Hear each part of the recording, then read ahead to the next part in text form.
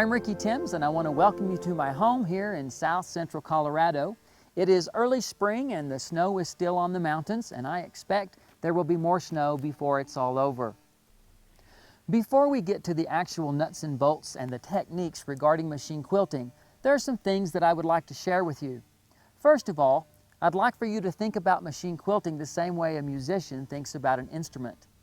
Learning to play that instrument doesn't happen in a day. In most cases, it takes time and practice. The same will be true for a quilter. It's going to take time and practice in order to become proficient. When I first started quilting, I quilted my quilts by hand, as most of us did. But as time went on, I started enjoying the aspects of machine quilting, primarily because it is faster. Whether you're a hand quilter, a domestic machine quilter, or even a long arm machine quilter, the good thing is that the quilts are just getting finished so that we can enjoy them and future generations can enjoy them without having to worry about quilting them themselves. Now, when it comes to machine quilting, the first word of advice that I can give you is to plan ahead. Don't wait until you're ready to quilt the quilt before you think about the thread choices and the backing fabric choices and your batting choices. I might suggest that during your design stage, you think about those elements. When I began quilting, I loved thinking about the fabric choices and the pattern that I would be creating on the quilt top. However, my excitement always turned to dread when I realized I had to quilt the dang thing, and I don't think many of you are much different. There seems to be this chasm between making the quilt top and quilting the quilt.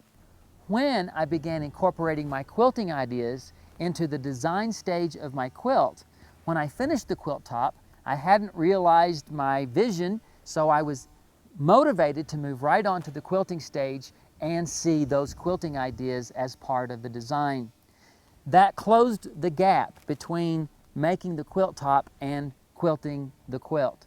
If you will start incorporating your quilting ideas into your design stage and making samples and planning ahead, when you get to that point, I know that you'll be able to just jump over that hump a lot quicker and move on to the quilting stage.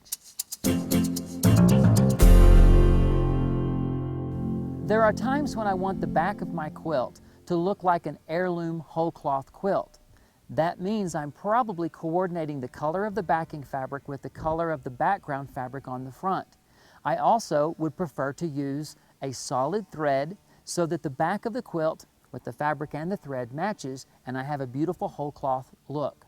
However, if I'm making a quilt that's more like let's say a tropical quilt where I'm using lots of different colors on the front and I'm planning on using several colors of quilting thread, I don't necessarily want to see all those thread changes on the back of my quilt. So I might consider using like a tropical print on the back of the quilt.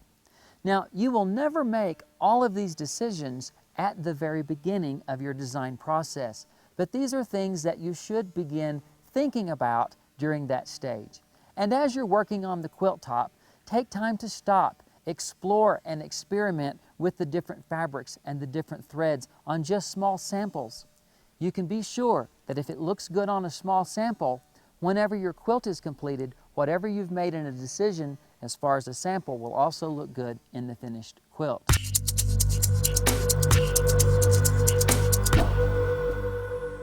I get asked a lot of questions about the needles that I use, the choice of battings that I use, as if I have a magical formula for making this all happen.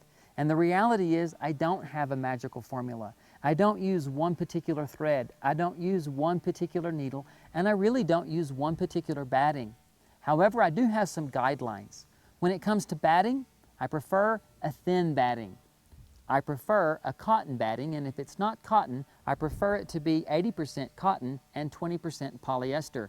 The cotton makes the top and the back all sticky and tacky so that it holds together and causes less puckers. The thinness of the batting allows you to get more quilt into the arm of the machine without so much frustration.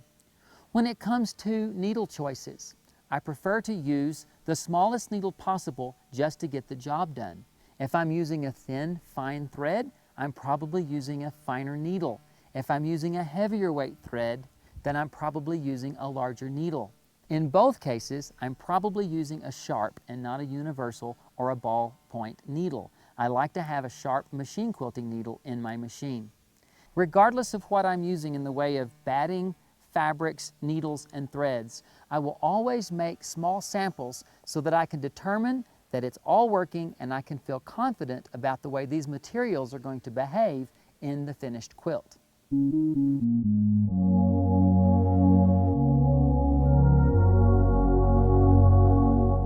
Another recommendation is to prepare your workspace.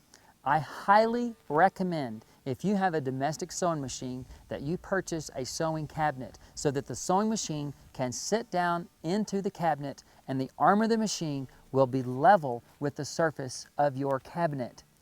Also, most cabinets have square corners.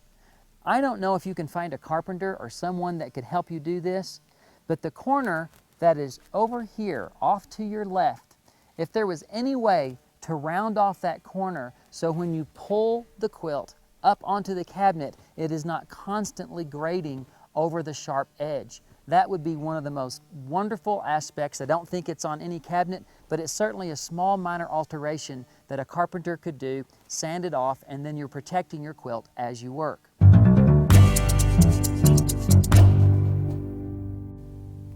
It is always disappointing when I look at a machine quilted quilt and see poor tension.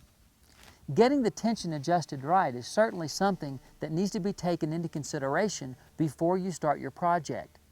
Once again, I suggest making a quilt sandwich and experimenting with the tensions so that you're comfortable and confident knowing that the top and bobbin tensions look great on your quilt. Take extra care to examine the tension on the bobbin so that you don't quilt for an hour or 2 hours on your master quilt and then only turn it over to realize that you have a significant and serious problem with the bobbin tension. There are a variety of feet available to free motion machine quilters. There are quilting feet, there are darning feet, and there are even the feet that are used for the embroidery modules that work fine for machine quilting. Some people like to have an open toe foot when they're machine quilting, and that's not a problem, although I find that the open toe foot often kind of nudges up next to my trapunto or applique and prohibits the foot from gliding up over the edges of those elements. I prefer to use a simple closed toe darning foot. It's small, I'm able to see the details of my work, but when you come to making your decision about what foot you need or want for your project, I suggest again making a practice sandwich, testing the foot, and just seeing if you're comfortable with that particular foot. Once you've made your decision, then you can use that foot and feel confident on your project. Now, having given you my favorite quilting tips, I think it's time for us to go into the studio and put all this into practice. As you know, this particular DVD workshop is really about everything that I would do to a quilt once the quilt top is completed. This quilt top is basically completed. The applique and the patchwork are all done. One thing that I would like to point out, when it's possible, I usually leave the outside edges of my quilt both larger than they will be in the finished quilt and sort of rough. In other words, I don't try to square up the quilt before I move to the quilting stage. I would prefer to square up my quilt once it's completely quilted. Now, on this particular quilt top, I'm adding one more element to the quilt top that is a bobbin embroidered design in some of the borders. I'm going to add that same design in this corner here, and I'm going to show you how to do that, which will end up looking like a bobbin quilting, but really it's going to be a mock bobbin quilting in the finished quilt. Once all of the bobbin embroidery is done, then we can move on to all of the other elements that I want to share with you. So, let's go.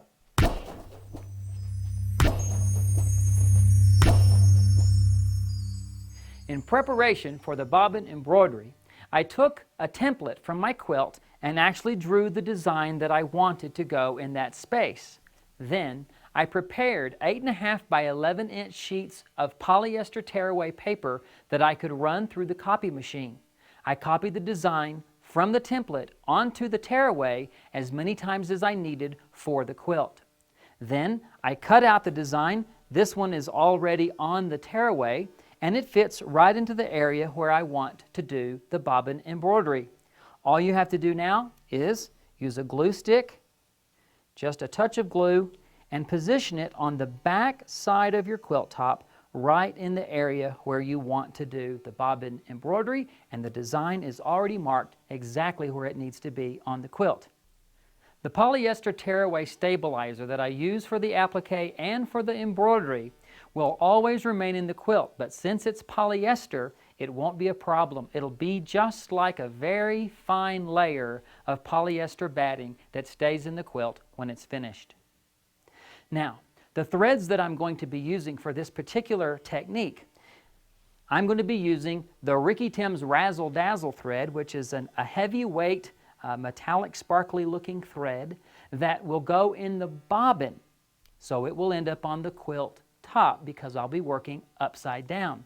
And the top thread is a regular 40 weight, in this case polyester thread, that essentially is a variegated color that's similar and matches the thread that I have in the bobbin.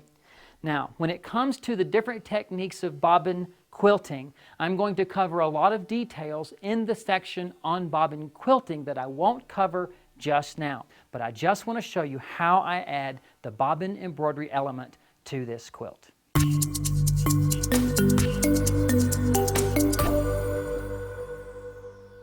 Now that the machine is set up with the decorative thread in the bobbin and the regular thread on top, I'm ready to do the bobbin embroidery design. I try not to start in a spot that is on a point. I prefer to start along an edge and take one stitch down and one stitch up. Release the presser foot, and then by pulling the top thread, you can bring that bobbin thread up to the front side.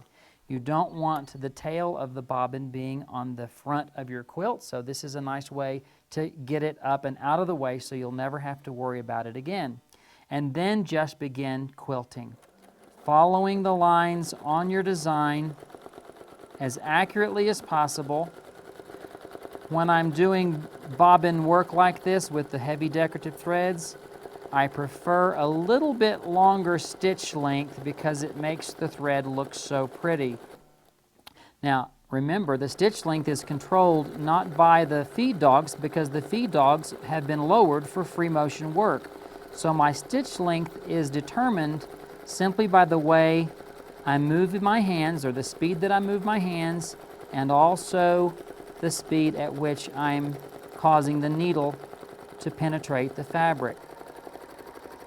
And when I come right back to the place I began, I'm not going to cross where I started. As a matter of fact, I'm just going to take the stitch right up to that spot and then pull the whole project about 2 inches from the needle area and trim your top thread, reach under carefully and trim the bobbin thread, and then use the thread that you have as a tail on top and pull that thread, and you'll begin to see a portion of the bobbin thread trying to come through to the front side. You can use the point of your scissors or a stiletto. Oftentimes I can just use my fingers, and by just gently pulling, I can bring that bobbin thread up to the top side that I'm working on, which will be lost in the quilt later, and then trimming those two tails to about 1/2 inch with your scissors and using a glue stick to secure them so they will not be fraying or trying to come undone later. Now, not every quilt lends itself to using bobbin embroidery, but if this is a technique that you find interesting or fun, just remember to do all of the bobbin embroidery on your quilt top before moving on to the next stage.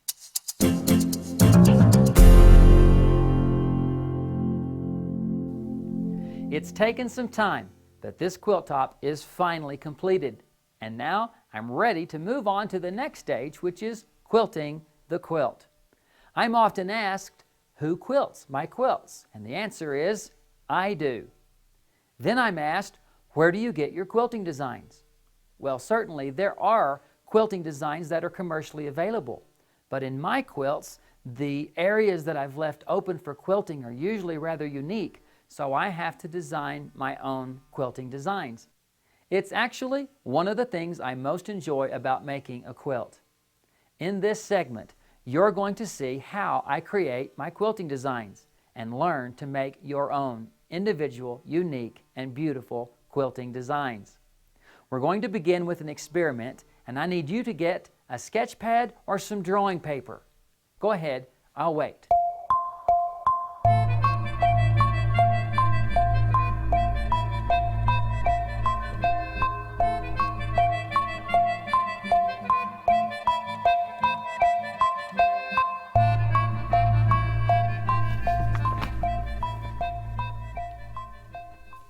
Oh, did you get your sketch pad? Great. Now, what I want you to do for me is to actually draw a quilted feather, one of quilting's timeless designs. Okay, go ahead, on your mark, get set, go. Draw a quilted feather. I'll wait.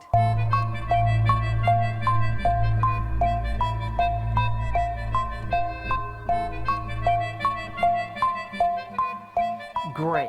How did it look? Does it look beautiful and wonderful, like you're just ready to put that on your quilt? Something tells me maybe not. You know, I've done this in class so many times. Oftentimes, I have people that end up with beautiful feathers. Something like this, for example. Or perhaps it looked something like this.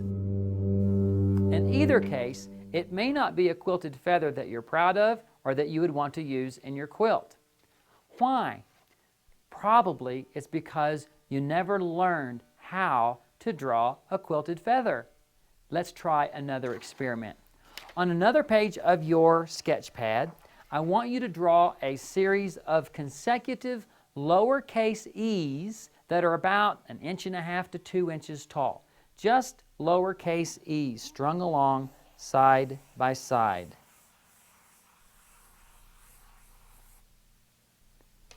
Now, look at your design. Does it look similar to this? Probably. It also probably looks much more smooth and much more graceful. Why can you do this and have trouble with the feather? Because you've practiced this. This is a design that you've done since grade school, and so you can do it. Now, let me make the quilted feather a little bit easier for you to draw. I want you to learn to draw a new shape. The shape that we are going to do is sort of a, I don't know, it's sort of a teardrop or sort of a paisley shape and looks something like this.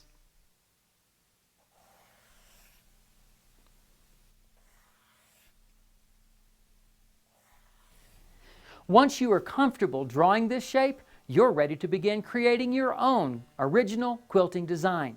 Look how I use this simple shape to create a beautiful quilted feather design.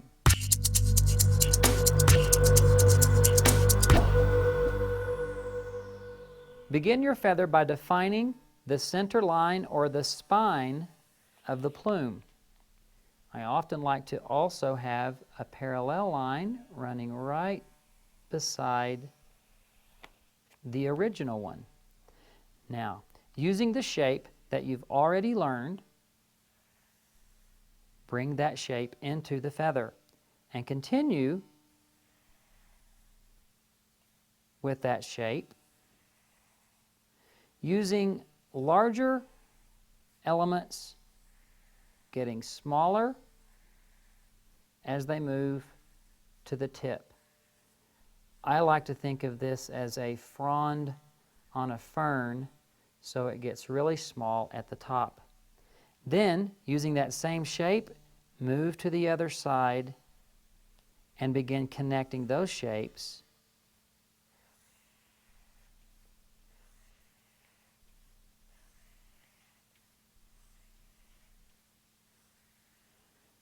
Getting smaller again until you reach the end. The ends just need to be connected to the feather, and the design is complete. Now that you know how to create a basic quilted feather, I encourage you to simply practice drawing the design over and over until you feel comfortable with it. In the next segment, I'm going to share with you how I use the templates from my quilt to create my own unique quilting patterns. I'm going to draw them, redraw them, and refine each element until I'm happy with the entire design.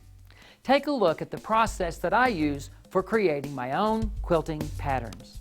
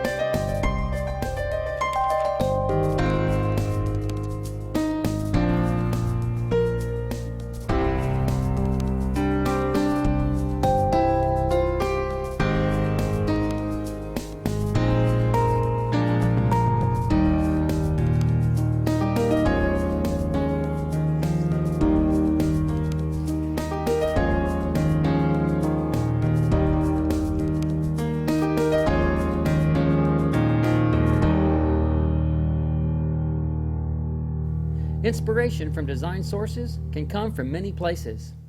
The dragon on this building in downtown Pueblo, Colorado became the inspiration for Fire Dragon Rhapsody.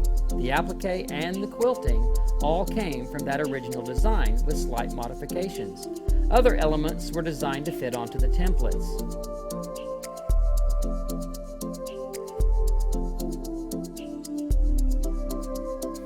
By drawing the designs on the actual template, each quilting design fits perfectly into the quilt. Some designs only need to be made once because their mirror image will fit into their corresponding area on the other part of the quilt.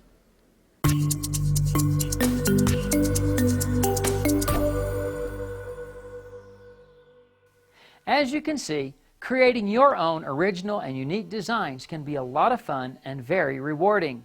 But not every quilt has areas that lend themselves to having these pre-planned and formal quilting designs.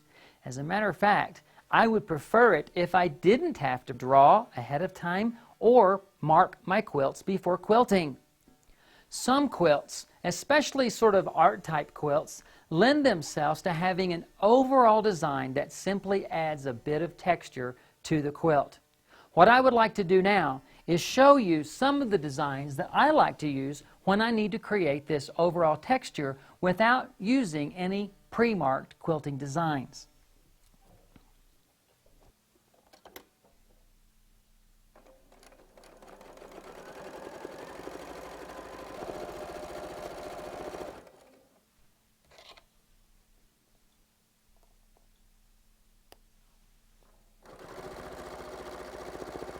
Now this little design, I'm not sure what to call it. It's a little doodad, sort of a doodle. I guess we could call it a Ricky Doodle. And everybody will call me Ricky Doodle from now on. They are really very similar in shape to the shape that we used to create the quilted feather. Sort of a paisley teardrop. And believe it or not, I actually have some kind of thought process happening while I'm doing this in order to get to the areas that I need to quilt. For example, I've just sort of moved in this general direction, moving that way, and I want to come around and back down. I need to begin my first loop going in the direction I want to then travel eventually. So watch this first loop. I'm going that way. So I sort of went out and towards the direction I want to go, even though I came back down. Now the second part is going to take me to the other side, but when I come back and around, I've now managed to move in the direction that I want to go. And if I want to keep going that direction, my first set of stitching needs to go around this way. So 1, 2, 3, and that's getting me going back down this other side. Another thing about these Ricky Doodles, and by the way, I don't own this. This is a very popular and common quilting design, so it's not really a Ricky Doodle. We can just call it that. Is that they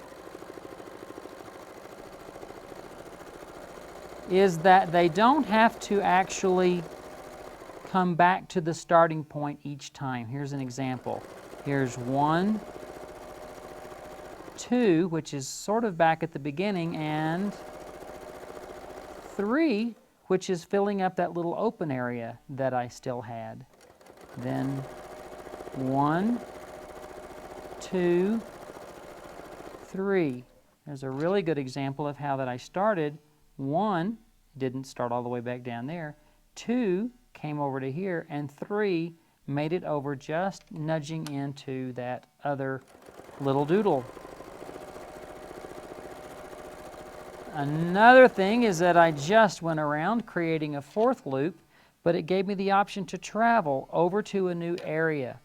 And anytime I find I need to do that, believe it or not, just by traveling around loops such as these here, I'm able to just get to a new spot.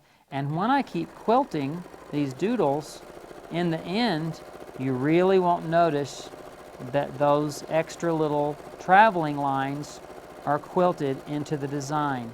There's another one right there. I came in, I sort of echoed this one, and then came around to continue doing that. Now obviously, I'm having to think quickly when I'm doing this because my needle is pretty much pedal to the metal on this particular design, but it works out really well, and I certainly like these shapes. This creates a nice sort of gentle texture on an overall design. And it's not really a very difficult design to learn how to quilt.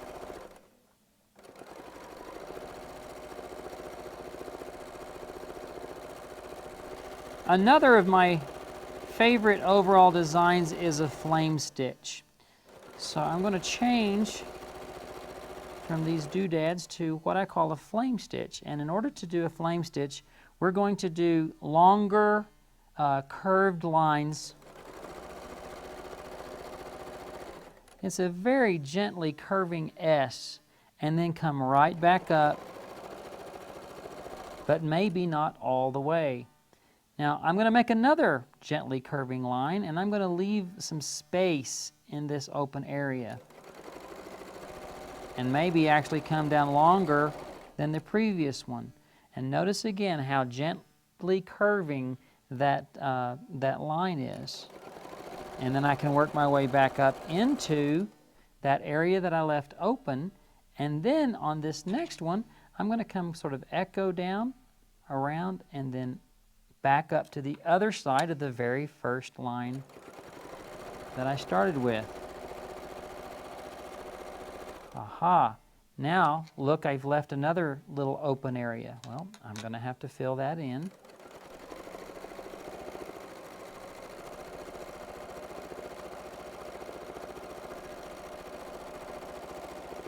And now you're getting the idea of what a flame stitch looks like. Sometimes you're on one side, sometimes you're on the other. Always sort of looking ahead just to see where you're going and what you might be able to do with the open areas on the quilt. Now both of these designs have something in common. Both of them have a place where I can stop, take a breath, and reposition if necessary, and then go again. In the other design, I was able to reposition and stop there. Okay? I never want to stop on the outside of a loop or along a straight stitch if I can help it. So in these, I could always stop there before moving on. And with the flame stitch, I could always stop and readjust if I need, and then go. In both of those cases, it's where there is a sharp change in direction so that any indiscrepancy in the stitch length won't be noticed quite so much.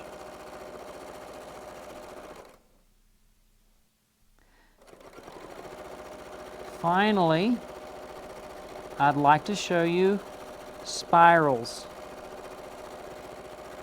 Now a spiral is basically coming in and then changing direction and coming back out. You could do consecutive spirals. You could even do spirals in the opposite direction. I'm going to actually fill in this area there with a little bit of a loop. And that's kind of a good thing to see, because if you work into an area and you obviously can't do a spiral, then just do something that sort of emulates what's going on, and then we can go from there.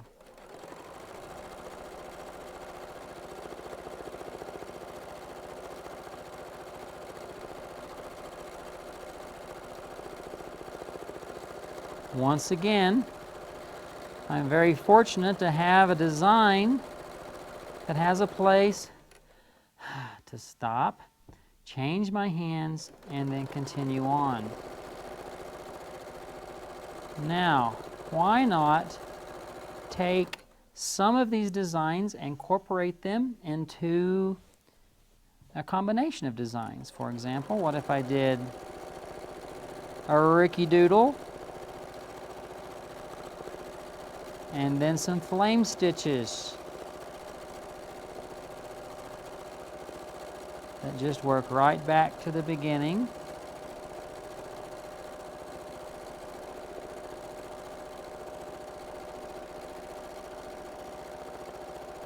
I gotta work my way out of this. Maybe some spirals coming around.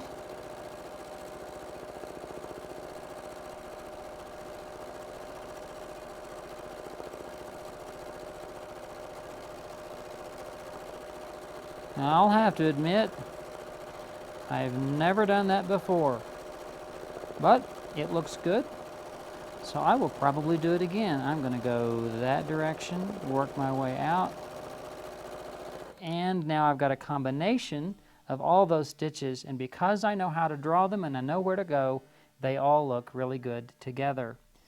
It just takes a little bit of practice. Now, I want to switch designs. I'm going to use a different practice sandwich, and I want to show you how to do these fancy feathers that we learned before to draw. Do them actually on the quilt without any pre-marking. I'm going to do this by actually quilting them the exact same way I taught you how to draw them, starting with a center spine, and then we're going to do our little loop.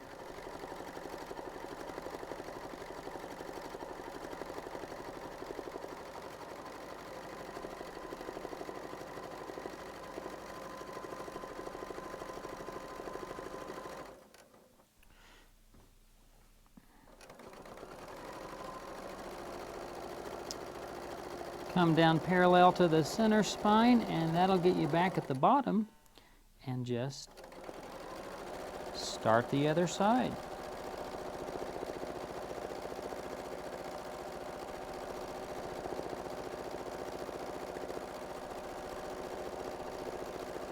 You know, I really like these feathers to be different sizes sometimes. It gives it more of a real, honest to goodness, organic look.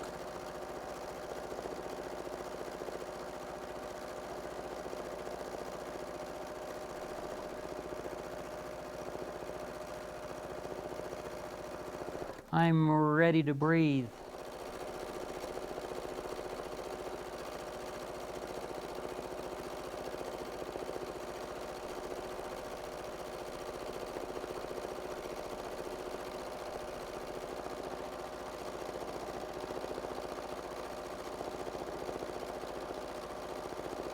I prefer it when I can to begin my line at the tip of the feather, work my way down, of course, to the base of the feather, and then begin building it from one side up. Then, once I get to the top, I'm able to come right back down and begin working my way back up. And the reason I do that is because it is easier to do these feathers if you work from the bottom up, just the way you drew them. So I could say this is going to be the top, that will be the bottom, and then I will begin working from the bottom to the top. And I hope that you see that not every single stitch that I do is perfect.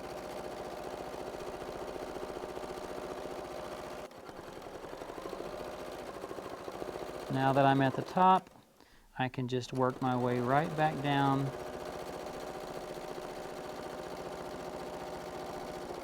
to the other side.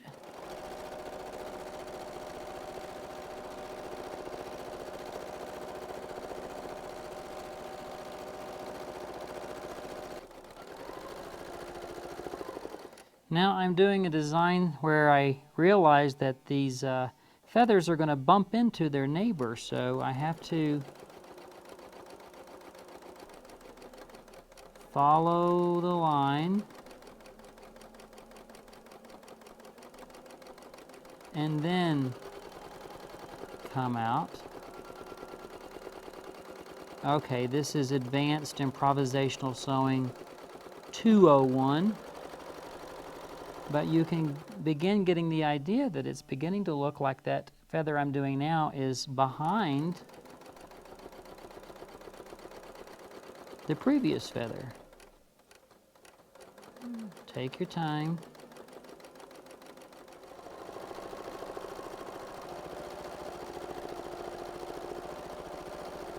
All right, and there you get the idea of how I go about doing improvisational feathers, basically in a continuous quilting design, and I have no idea where the next one would go since it's all improvisational, but there's an idea of what that looks like. Hopefully, I've been able to show you that improvisational quilting can be a lot of fun, but not every quilt can be quilted this way. As a matter of fact, most quilts have areas that require marking, and if you're like me, thinking about marking a quilt can really be a pain in the butt anyway. In the next segment, I want to show you my method for marking a quilt that has made the process a lot more enjoyable for me.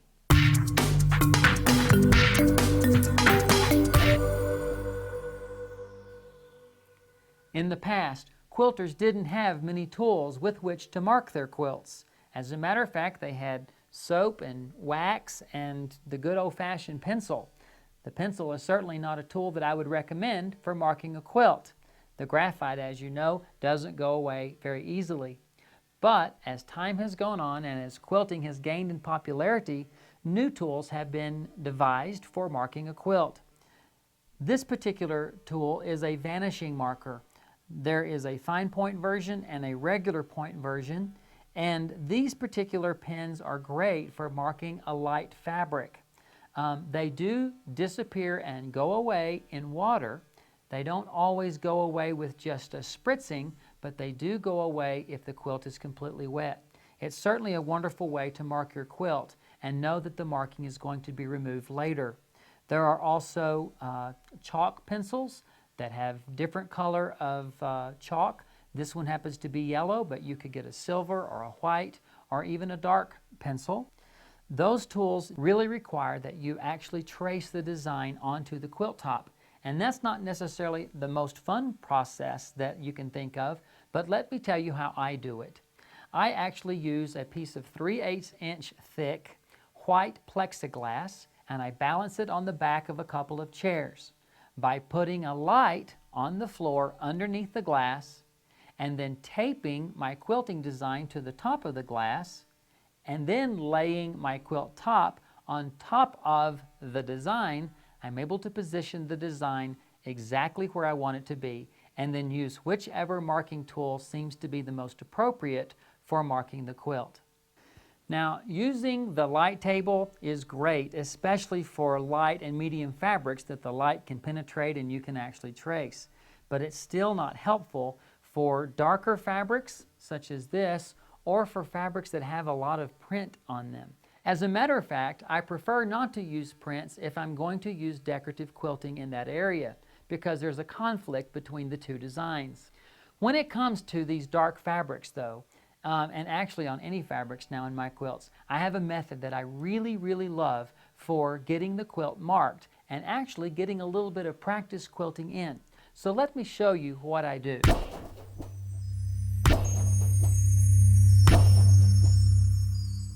Remember the design from before to fit right in this particular area.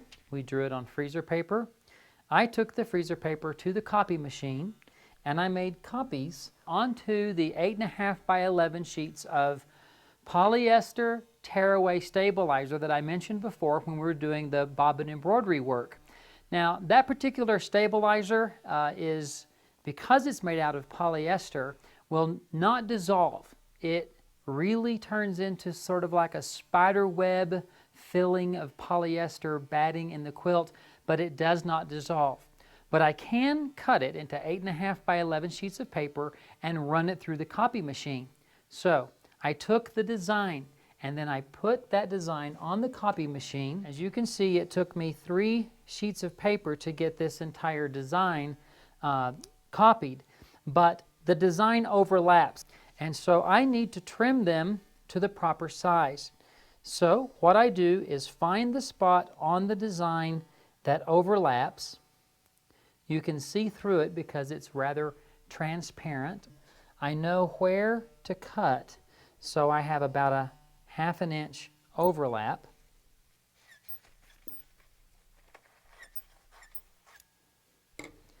And then using a glue stick to secure them in place, then do the same thing on the other side.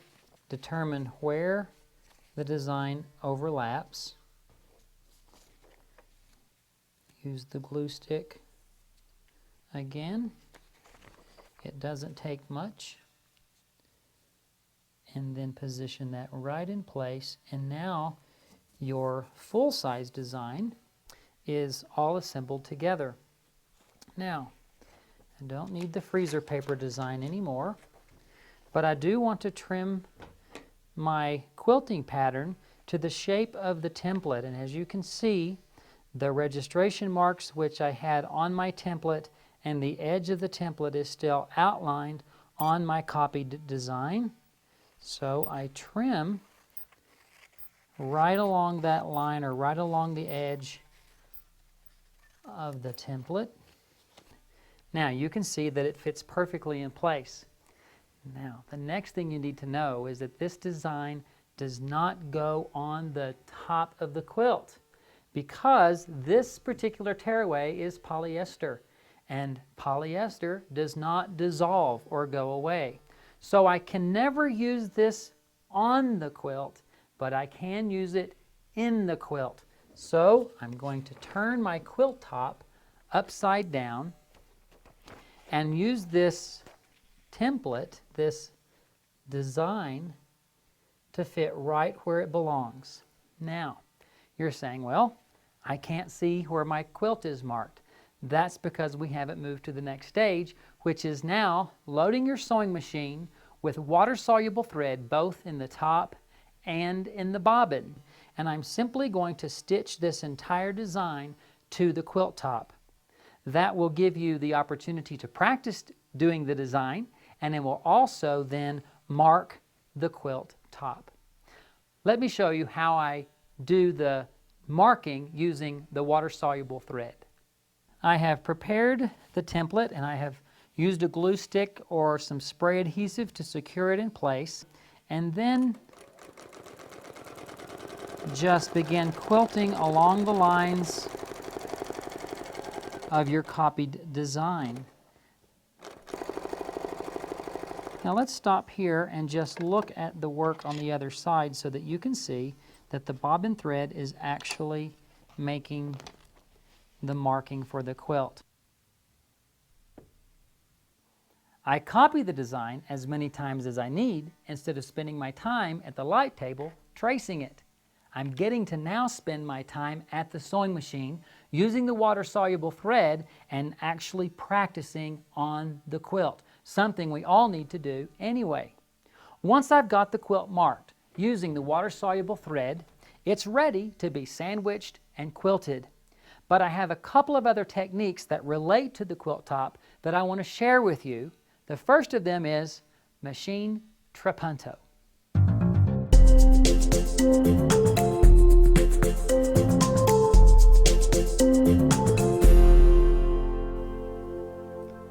One of my favorite things to see on a traditional machine quilted quilt is trapunto. Now, trapunto is an Italian word that basically means stuffed, so I guess next Thanksgiving you can trapunto your turkey. Anyway, stuffing on a quilt is traditionally done by hand by opening up the fibers on the back of the quilt and inserting little bits of batting into the to the quilted area and then healing that area on the back by pulling the weft and the weave back into its proper position. There are other ways to do it by hand as well, which are also sort of slow and tedious, but also very beautiful. For those of us that like to do machine trapunto, what I want to show you first is sort of the normal traditional method of using machine trapunto and how to do it. What I have in front of me is a piece of fabric. I have a design that I'm going to transfer onto the fabric. And I've sort of set up a very temporary light table. This is a white piece of plexiglass that I've just set on 2 boxes, and I have a light that's shining up underneath it so that I'm able to see through. Now, we've already talked about a little bit about light boxes and the fact that tracing the design does take a little bit of extra time, but in some cases you just might have to do some tracing. So I'm going to use, because this is a light fabric, I'm going to use one of these water-soluble pens, and I have my design on the light table and I can see through it, and I'm just going to begin transferring the design onto my quilt top. Now realize this is just a sample. This could be a block in your quilt, but in this case I'm just showing you the process by doing a sample. So I would begin tracing my quilted design onto the quilt top, onto the right side of the quilt top. You can see that the design has been transferred onto the quilt top, and now of course there's no need for the design itself. The next thing that you're going to do is you're going to take a layer of batting. I prefer to use a cotton batting with some polyester content, like an 80-20. That always gives the trapunto a little bit of spring and a little bit of loft. Your quilt, once all of this is done, this is not just a block, this is your entire quilt. Once the quilt is marked, you would turn it upside down, and you only need a piece of batting just big enough to fit that particular area. And then you can choose to spray baste it a bit if you need to, but I find that on small pieces like this, there's really no need to baste it together at all. Just put a small piece on the back of your quilt top, and then we're going to use water-soluble thread to stitch this design. Now, as I mentioned, I prefer a thin, lightweight, water-soluble thread. It does dissolve easier. Because of that, I often find that I have to loosen my top tension just a little bit in order to keep that top thread from breaking so easily. Now, another question that I often get is, if I'm going to put water-soluble thread in the top, should I put water-soluble thread in the bobbin, or could I use a regular thread? The answer is, you could use a regular thread in the bobbin. In theory, that thread would stay inside your quilt when it's done, and the top thread, which is the water-soluble thread, would disappear, which is what you want it to do. However, I have found that many times as I'm quilting throughout an entire huge project, some of those bobbin threads might poke up through the stitching hole just a little bit, and I don't know it until I have completely put the quilt in water to dissolve all the water-soluble threads, and now I have tiny little bobbin threads poking up occasionally through a hole, and I'm suddenly stuck with tweezers trying to pull those threads out, and that's not very fun. So for me, I've just set up a principle that if I'm using water-soluble thread in the top, I also put it in the bobbin, and I never have to worry about any kind of inconsistencies that might happen with the thread tension. You can choose either method, but I prefer to have the water-soluble thread in both the top and the bobbin. Now, I'm going to take this over to the sewing machine that is prepared with the water-soluble thread and just stitch this design in place.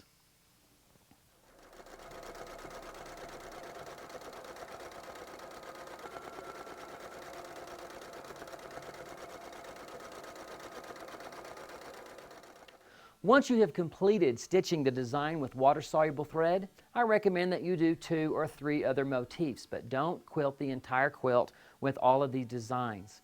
It gets a little bit bulky.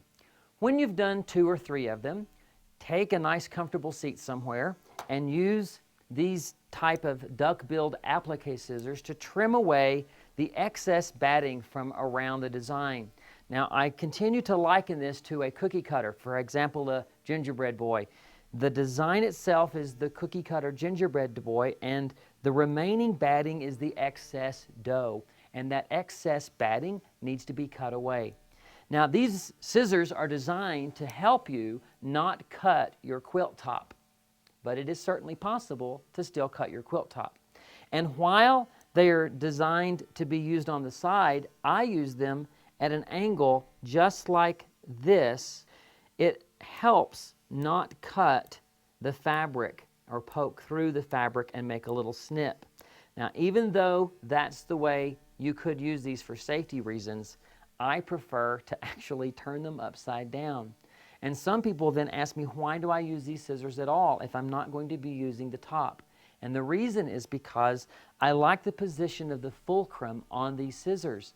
I am able to get a lot of leverage with these scissors to cut away the trapunto excess batting by using them this way. Now, when I do that, I have to be extra careful not to cut the quilt top. I didn't begin doing it this way. I began turning them over after I become more familiar and comfortable with the method. When cutting out the excess batting, I recommend that you find a nice comfortable chair, sit down and relax, and even put on a good movie while you do this.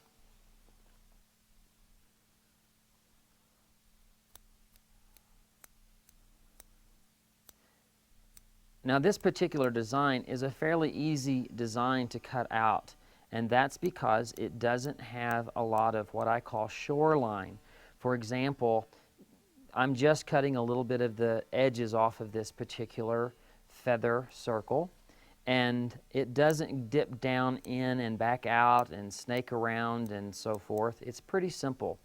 The design, however, that I've been working on the Fire Dragon quilt on the border does have a lot of what I call shoreline, a lot of ins and outs. And while this particular design I can cut away in a few minutes, the border design on the Fire Dragon quilt, each one of those took about 2 hours, maybe 2.5 hours just to cut away. So when you're thinking about trapunto, it's really important to think about the design and how much you like the design and how much you are willing to spend in the way of time on a particular design.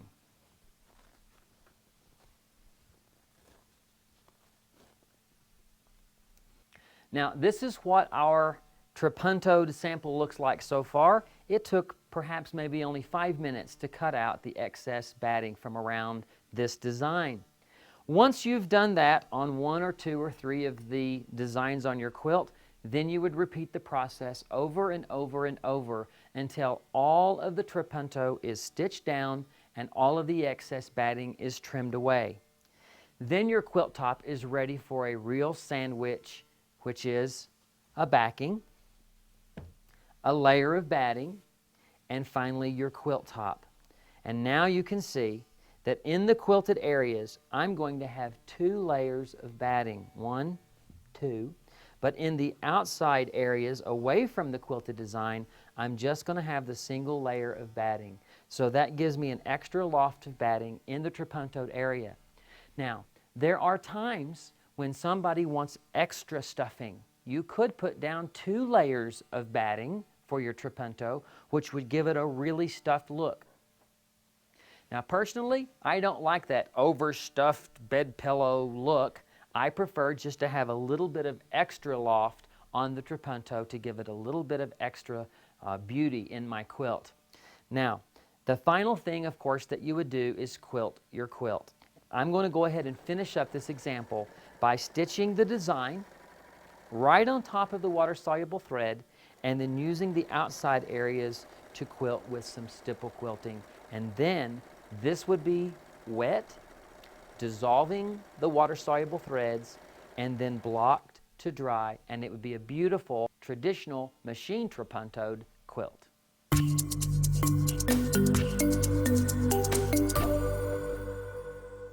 I can't help but believe that you're beginning to get a bit excited about the possibilities of putting trapunto on your own quilt. But perhaps you're a little bit apprehensive because of the marking. This is where it gets really exciting. Remember the polyester tearaway that we're copying the designs and putting in place on the quilt and then stitching to mark the quilt? Well, if you're going to stitch with water-soluble thread to mark your quilt anyway, why not put a layer of batting down before you put down that design, and then when you stitch the design to mark the quilt, you're actually creating the stitching of the trapunto at the same time. It makes the process so much easier. Begin by using your template that's on the tearaway, already copied, and putting it onto a piece of batting that's a little bit larger. And then you will want to trim your batting to the exact size and shape of your template. By doing this, you'll be able to position both the batting and the design exactly on the piece on the quilt, fitting exactly the way they should. I prefer to use a glue stick and simply put a bit of glue in place and then position my design exactly where it needs to go on the quilt so I can mark the quilt and put the trapunto on at the same time. Now I will stitch this design with water-soluble thread both in the top and in the bobbin of the machine.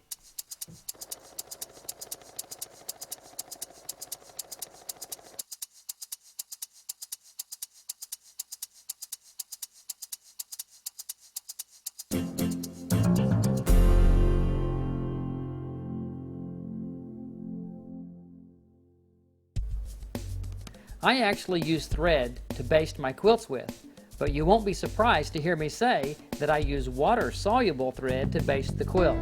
This way, whenever the quilt is completed and I wet it in preparation for blocking, I will never ever have to go back and pull out any basting stitches. They'll simply just dissolve. When I make the quilt sandwich, I put the backing down first.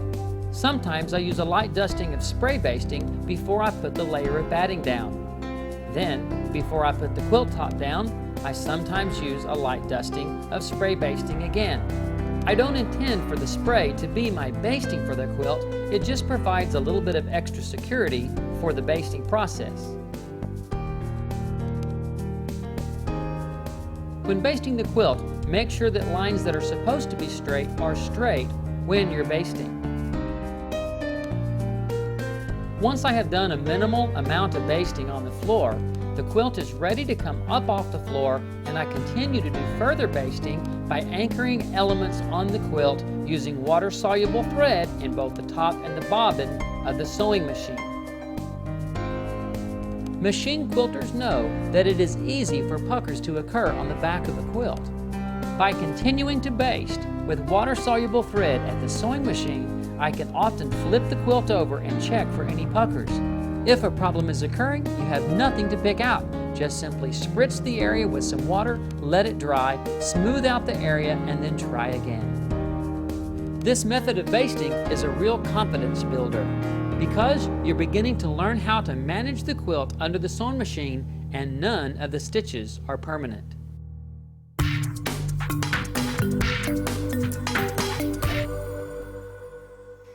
If you'll remember at the beginning, we talked about bobbin embroidery that would end up looking like a mock bobbin quilted design in the finished quilt. Well, I'm finishing up that design now, and I wanted to show you how that looks as I stitch it. Basically, now that I've got everything together, the quilt sandwich, and I'm just quilting as I normally would, I'm just stitching right along the outline of the outside decorative thread, giving this whole section its bobbin quilted look. Now, I've done the outline stitching on this particular design. I have not yet done any stipple quilting around the outside edges. I will go back and do that, but this is giving you an idea.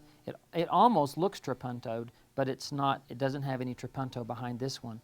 This is a little bit flatter than the other one I'm about to show you, but this is what it looks like without the trapunto. It looks very beautiful. And this is what the design looks like with the trapunto. You can see it's a little bit loftier.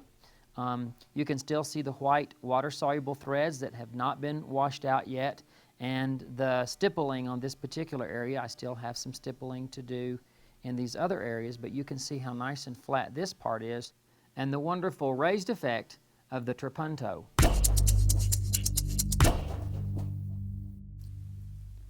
It's certainly okay if you need to stitch right over the top of a previous stitching line. For example, in this particular motif, I could stitch here, here, and then come down for this one, but I need to go this way and then back up and then back over that stitch, down, and then back over here and back over that stitch. And what that's doing is giving me a double stitch on each of these sides of this cable on this particular design. One of the things, however, that you could do is by using the stipple. Now the stipple is going to be in the open areas on both sides. You could start and go up to here, and now I'm ready to do this little cable, come down to this side, and instead of going over there, I can stipple over here and meander to my starting spot and then come right up and finish that one. And instead of going back over that stitch, I can just stipple a little bit until I can finally reach that spot, then come down, stipple over to the next one, back up, stipple over to the next one, and then back down. That's my preferred way to do, so there's only single stitches on the motifs instead of double stitches. Again, double stitches are just fine, but when you can figure out a way to not have double stitches, it certainly is to your advantage.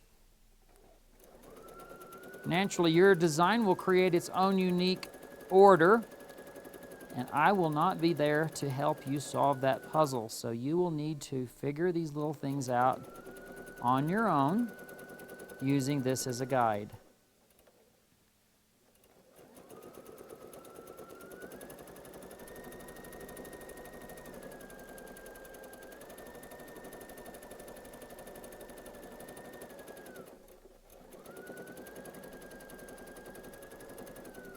Now naturally, whenever I do my stippling, I'm going to end up filling in all this area, and these little bits of stippling here are just going to get married and mixed in with the other stippling.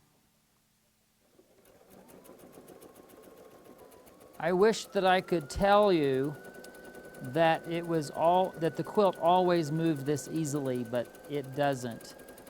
Because I'm near the edge and because much of the quilt is already quilted, it's very sturdy and secure, so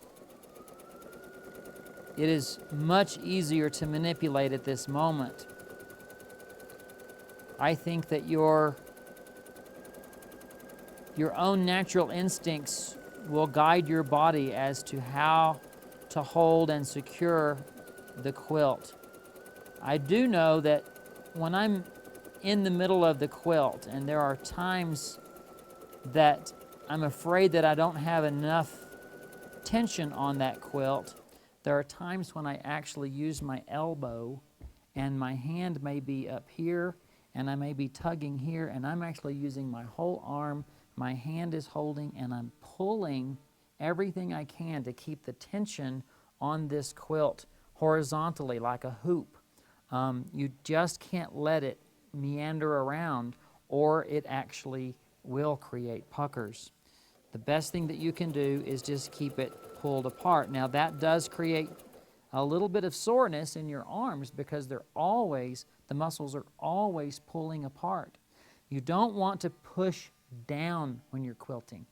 If you are pushing down, you are creating too much friction on the bed of the sewing machine. It's best to pull apart, but not push down as you're sewing on your quilt. Not every quilt is small and easy to manage in a sewing machine. As a matter of fact, I'm sure you've got quilts that are large and you'd like to quilt them, but the process seems a little bit daunting.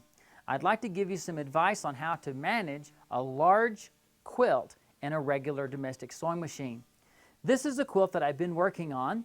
It's a quilt that has a central lone star. My dad pieced the star, and I did the applique and am working on the quilting. But it ended up being the largest quilt I've ever made. This quilt, when it's finished, will be about 95 to 96 inches square. That's pretty good size. Now, one of the things that I want you to remember about quilting a large quilt that will hopefully give you some confidence is to never again quilt a large quilt. You're only going to quilt a pot holder. That's only about this big. Now, why do I say that? It's not because this is a pot holder size quilt. It's because when you quilt and you're working with your hands are going to be positioned just like this, and you're going to be manipulating that quilt. So you're never really working on an area that's any larger than a pot holder. The rest of the quilt will simply just be laying around, not doing anything. I call it sleeping. And so that's one thing that will give you some confidence. The second thing that's a little bit amazing, even though this is a large quilt, you never have to quilt any further than to the center of the quilt. And the center of this quilt is a yellow star that's right here. Now, I'm going to begin gathering this quilt up in my hand from the edge of the quilt and toward the center. I'm just going to accordion it, gather it into the middle until I can reach that center star. Now, my thumb and my middle finger are touching. That should be a surprise. As a matter of fact, this is how big that quilt is right now, all scrunched up in my hand. And that's significantly smaller than the arm that's on the sewing machine. Now, I'm not going to lead you to believe that it's really easy. I just want you to know that it's manageable, that it's doable. Now, what I'd like to do is take this quilt, place it into the machine, and let you see how I quilt near the middle of the quilt. Begin by just pushing the quilt into the arm of the machine. I like to think of this again as a curtain or an accordion. It's going to go up and down, up and down.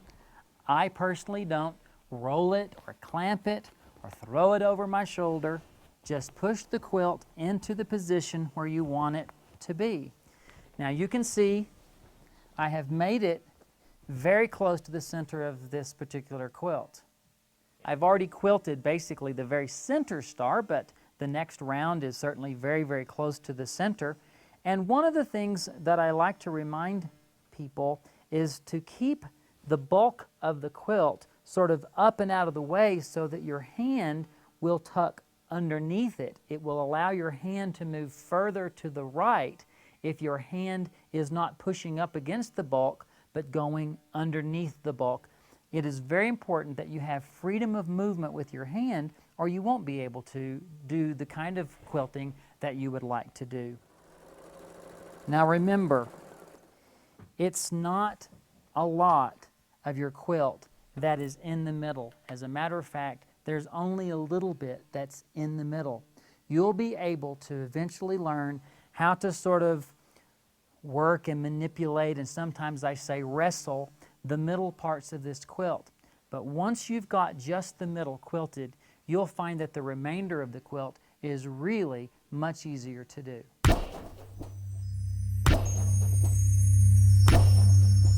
Each time you start quilting, you'll want to bring your bobbin thread up to the front side first. Take one stitch down and then one stitch up, pull the top thread, and the bobbin thread will pop right up to the front side. Then begin stitching by taking what I call several little packing stitches. This is not a scribble back and forth, just a few traveling stitches, but they're small. Then begin quilting. Sometimes I try to touch that beginning spot so that I can secure it even further.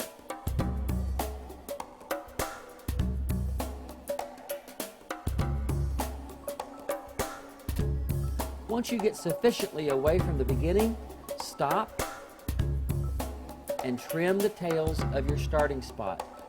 If nothing more, then because it will become a distraction. Then continue to quilt normally.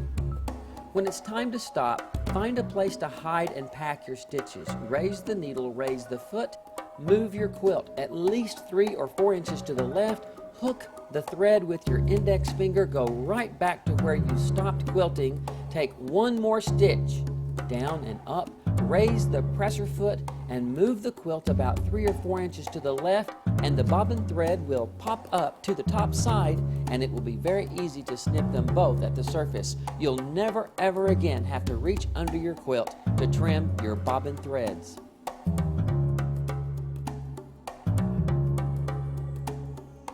Take one stitch down and one stitch up, and then bring the bobbin thread up to the front side.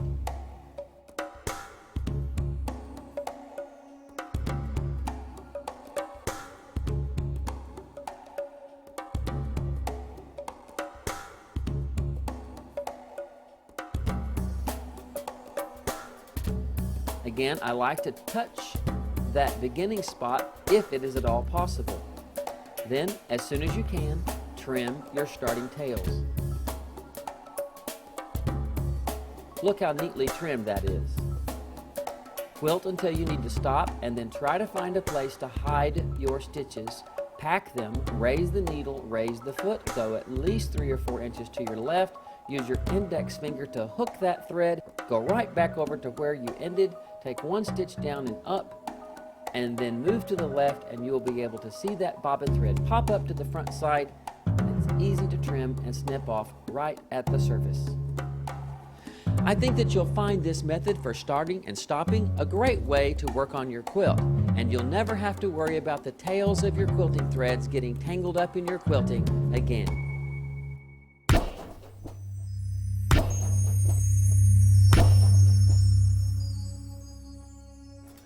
When trying to bobbin quilt, don't pull the tail from the bobbin up to the front side, and you'll wonder where the tail is on the back side. Well, just move the quilt around, and wherever the top thread is where the bobbin thread is. The difference between bobbin quilting and regular quilting is really that you're using a decorative thread in the bobbin, and you've turned the quilt upside down so the back of the quilt is facing you.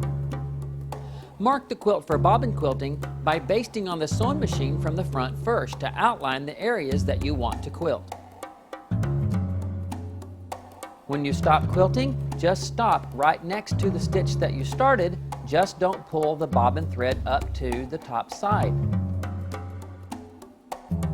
Reach under and snip the bobbin thread. When bobbin quilting, you'll need to pull your threads to the inside. Do this by threading a needle, but don't tie any knots in the threads. Begin with the eye of the needle first, and work it into the quilt and come up right at the spot you wish to pull the bobbin thread into the inside of the quilt. Pull the needle slightly back, and then you'll have a loop of thread.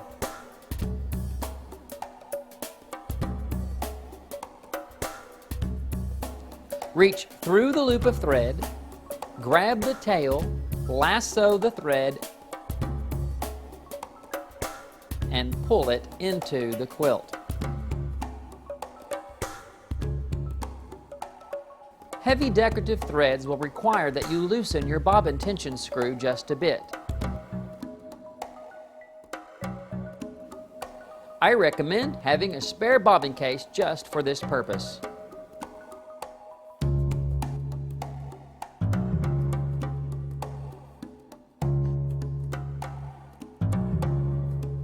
Snip off the tails.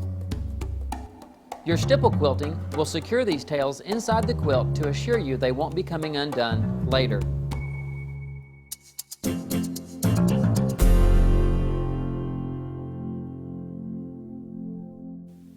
Free motion machine quilting can really be challenging because you have to manage the speed of your hands and also coordinate that with the speed of the needle. I want to just give you some practical exercises that you can do at home to sort of master this process of trying to get even stitches while doing free motion machine quilting. I'm going to be working on a practice sandwich, but the first thing that I did was use my regular foot with the feed dogs up and my regular stitch length setting on the sewing machine, and I just stitched one line of stitching to give me a reference of what even stitches look like and the length of sort of an average quilting stitch. so I can always refer back to this whenever I am free motion machine quilting. The next thing that I'm going to encourage you to do with the feed dogs down is just simply do a straight line of stitching just beside this line of stitching that you've already created. Naturally, as you start to move, the needle has to move slower, and then as you are in the pace of the quilting stitch, you're at one speed, and then as you stop, it has to sort of slow down. Similar to this. The idea is just to go slowly and evenly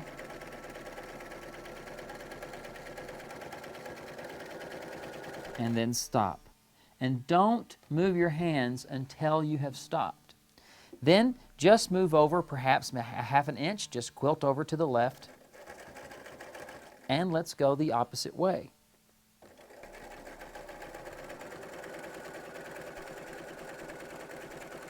Keeping the needle going at a steady pace, keeping your hands going at a steady pace, and when you stop, be sure to stop before you move your hands. Now, more than likely, these won't be perfectly straight lines. As a matter of fact, one of the most difficult things to do in free motion quilting is straight lines. But you will be able to look at your stitches and start understanding the speed of the needle, the speed of your hands, and getting even stitches. Try it again. Another exercise is just to do some lowercase e's that are about 1.5 inches to 2 inches tall. Don't try to make them tiny like your regular handwriting. Make them sort of substantial, like about 1.5 inches or 2 inches tall.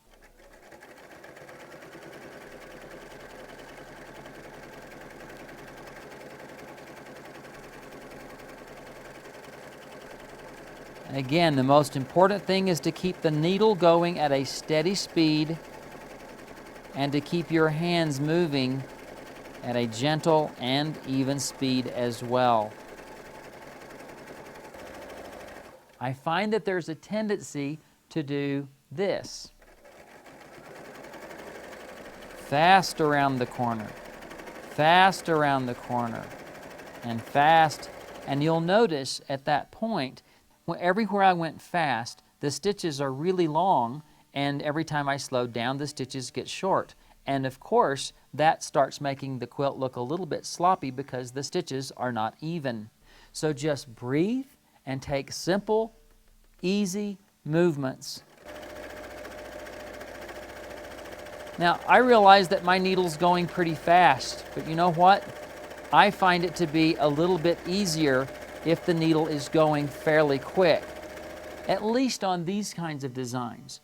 The reason I like to go a little bit faster is because the same reason that my handwriting would look smoother if I write quickly. If I go really slow, my curves and loops start getting a little more ragged.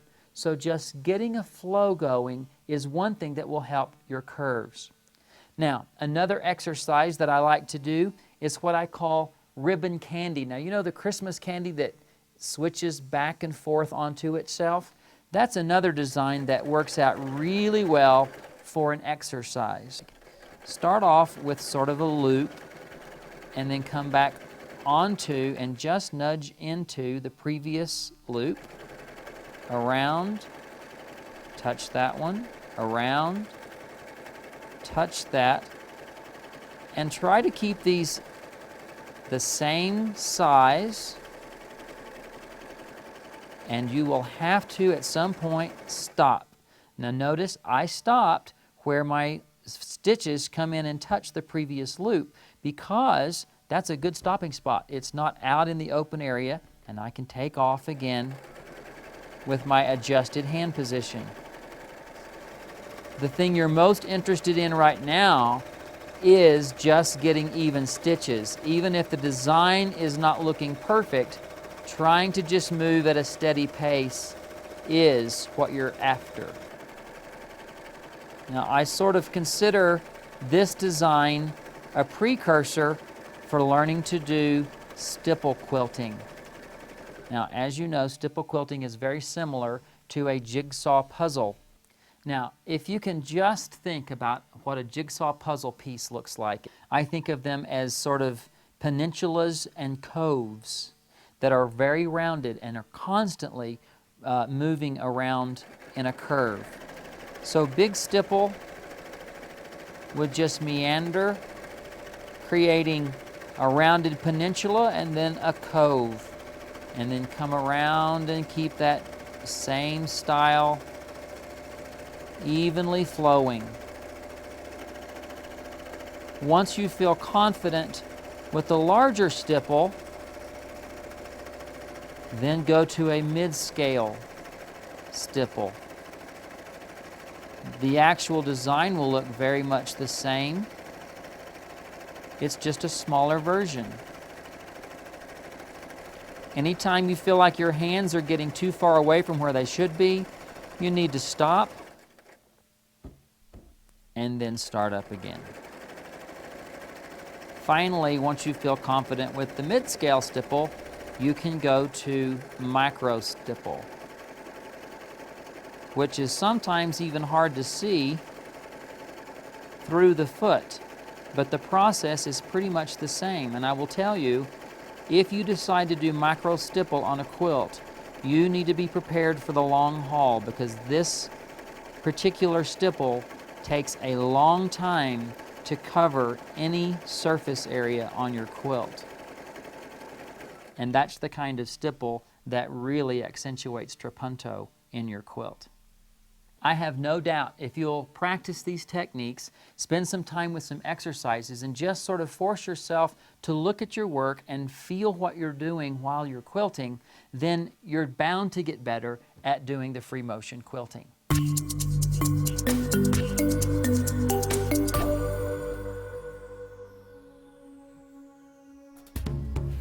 In most cases, before I bind the quilt, I block it. In order to block the quilt, I wet the quilt.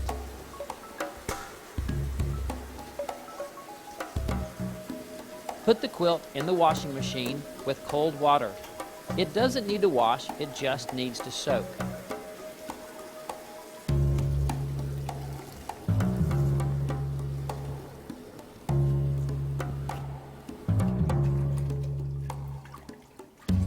Spin the quilt dry.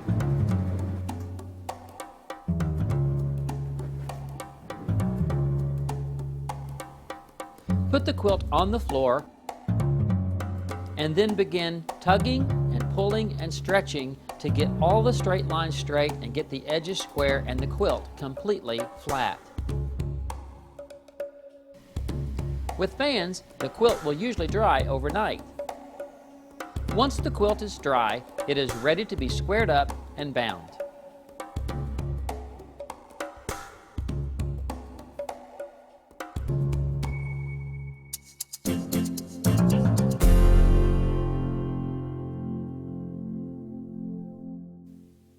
Whether or not your quilt is large or small, the process for squaring up the quilt in preparation for binding is really pretty much the same. I've got a fairly small quilt here that I'm going to actually square up just on this board. But if I have a large quilt, sometimes I have to do that actually on the floor of the living room, moving furniture around and so forth. Now, on this particular quilt, when I blocked it, I actually blocked it by measuring the interior portion of this quilt so that I knew that these measurements were the same and the interior was square. I've determined that for this quilt, I want a 6-inch border on the quilt, and so I need 6 inches this direction and 6 inches this direction, so I will use the ruler, and I actually take a straight pin. Sometimes in the carpet I'll use a T-pin, but I will then position a pin right at the corner of the ruler, measure up to the next spot, 6 inches in and 6 inches over, and put in a pin. Once I have all 4 pins put into the quilt, I then use a string by tying the string on the first pin and bringing it around all 4 corners so that I now can determine where the actual edge of my quilt will be. Now, I don't trust the fact that the quilt is square yet, so I have 2 more checkpoints. One of them is to use my cutting mat actually as a square and lay it on my quilt and determine that the string is at a right angle, and I will trust that that is now square. The other thing that I will do is I will measure the diagonal from corner to corner on both diagonals, and if the measurement of both diagonals is exactly the same, then the quilt will be square when it's completed. Now, the string has given me a guideline for cutting, and there's several ways I can do this. I could slide my mat under the quilt and just cut along the string, or I could use a marking tool, use the string as a guide, use my ruler, and simply mark the quilt in preparation for trimming. I'm going to trim this square in preparation for binding.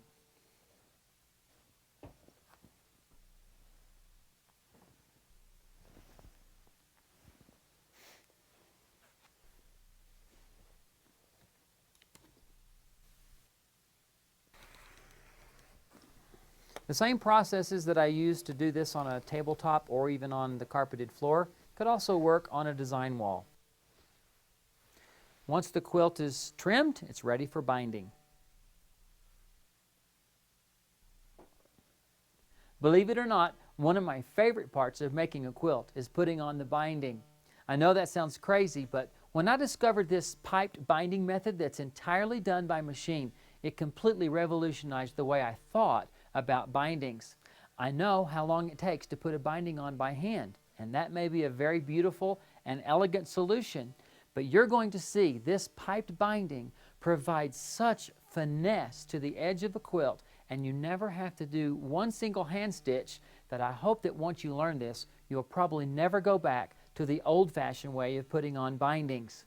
Now, in order to do this binding, you're going to need several things. The binding is going to begin with binding strips of fabric, and of course these strips are going to need to be as long, plus a little bit extra, than any of the sides of your quilt. 4 binding strips that are equal to plus maybe 6 or 8 inches longer than any side of your quilt. And how wide do they need to be? They need to be 3 1/4 inch wide. So I have prepared 4 3 1/4 inch wide strips for the binding that I'm going to put on this small quilt. I've also prepared 4 piping strips. The piping strips are again as long plus extra as any side of the quilt, and they're only 1 inch wide. So these are 1 inch wide strips. All of them are cut actually on the straight of grain. Now I get a little bit crazy about seams in the binding. Because I do so much hand-dyed fabric, I'm able to dye the lengths that I need for my bindings without having seams.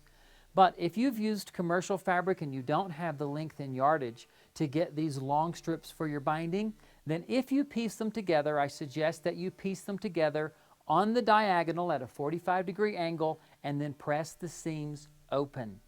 Using a lightweight cotton fabric is really helpful for this particular technique. You're also going to need number 3 pearl cotton.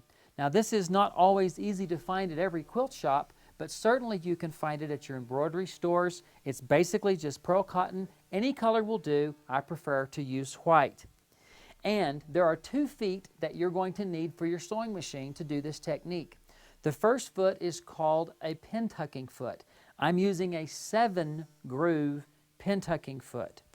The other foot that I'm going to use is called an edge foot. Sometimes it's called an edge joining foot. The thing about this particular foot is that it has a rudder going right down the center of the foot, and there's an opening in the bottom of the foot. You should not confuse this foot with a blind hemstitch foot, which looks very similar. So ask your sewing machine dealer which foot is their edge joiner or their edge foot that has the rudder down the middle and the opening in the bottom. If you don't have that opening in the bottom, you're likely to break a needle on this particular technique.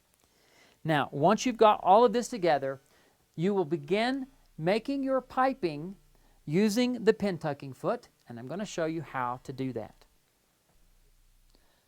The first thing that you will do is take your 1 inch wide piping strips and press them lengthwise in half.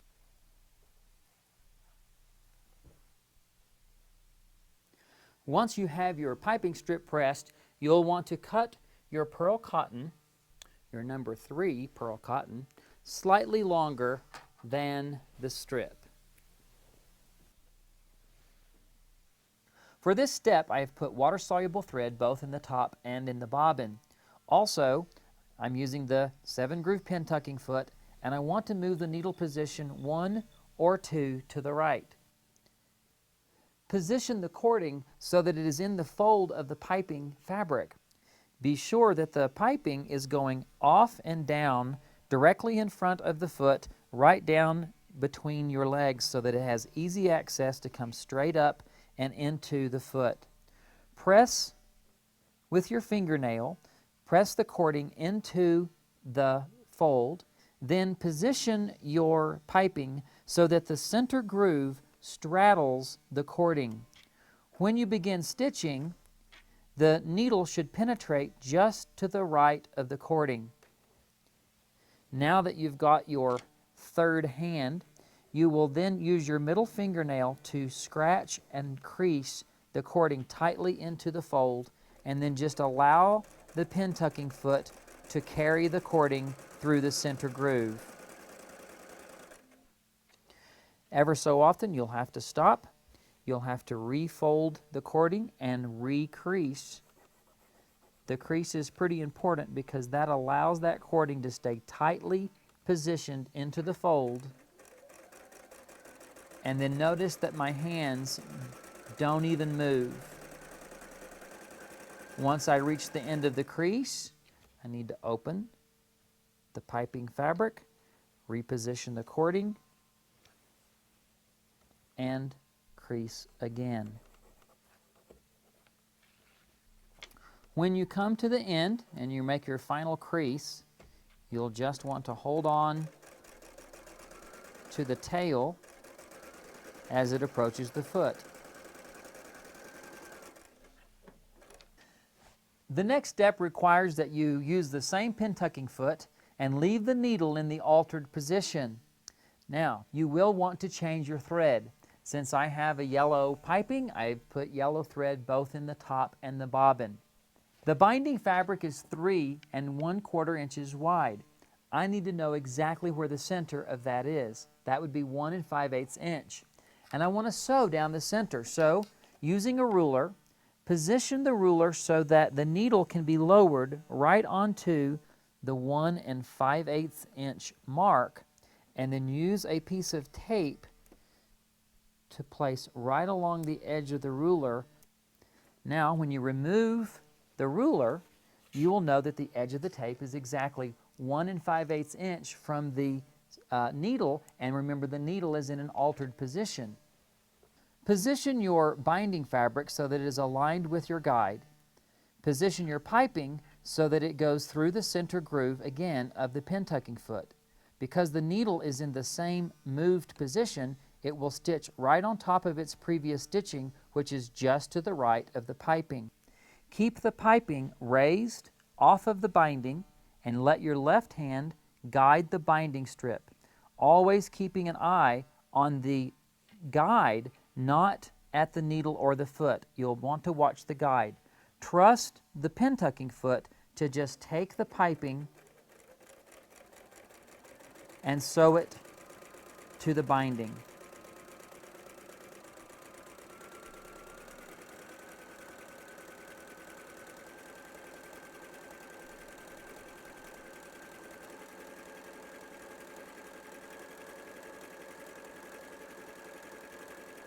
Notice that if you keep things in perfect position, you can go fairly fast, and it really works out great. And I should say that I'm sort of impressed that I was able to do that without my glasses. Once the piping has been sewn to the binding, you'll need to press the binding in half, wrong sides together, exposing the piping along the ridge.